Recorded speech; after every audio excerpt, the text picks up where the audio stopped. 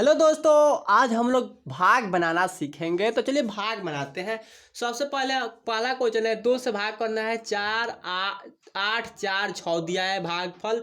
और फिर 3 से भाग करना है। कौन सी संख्या में? 693 में भाग करता है। तो चलिए भाग बनाते हैं। हम लोग भाग कैसे बनाते हैं? सबसे पहले क्या करना होगा आपको कि 2 का पहाड़ा जो है वो आपको याद होना चाहिए। 2 का पहाड़ा, फिर 3 के पहाड़ा याद होना चाहिए। तो चलिए बनाते हैं।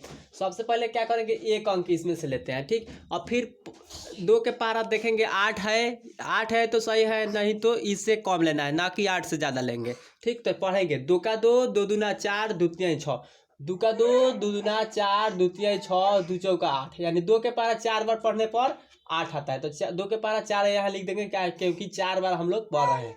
8 लिख कर फिर घटाया जाता है, तो दोनों समान संख्या है तो काट देंगे। फिर उतारेंगे 4 उतर गया। फिर 2 के पारा पढ़ेंगे 4 आना चाहिए या इससे कम।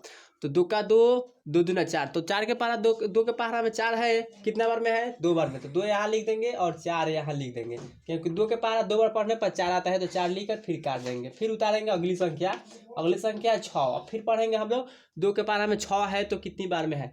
तो 2 का 2, 2 दूना 4, 2 तिया 6, यानी 2 के पारा 3 बार पढ़ने पर 6 आ गया। तो 6 लिख कर फिर इसको काट देंगे। आशा करता हूँ वो समझ गए होंगे। चलिए दूसरा क्वेश्चन बनाते हैं। फिर हम लोग को देखना है कि 3 के पारा में 6 है तो कितने बार में है?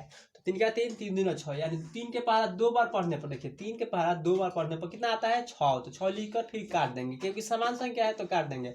उसके बाद फिर उतारेंगे अगली संख्या कौन सी है? 9 उतार लिए। उसके बाद फिर पढ़ना है कि 3 के पारा में 9 कितना बार में आ रहा है? तो 3 का 3, 3 दूनी 6, 3 तिरिका 9, यानी 3 के पारा 3 बार पढ़ने पर 9 आता है। तो 9 लिख कर काट देंगे, ठीक।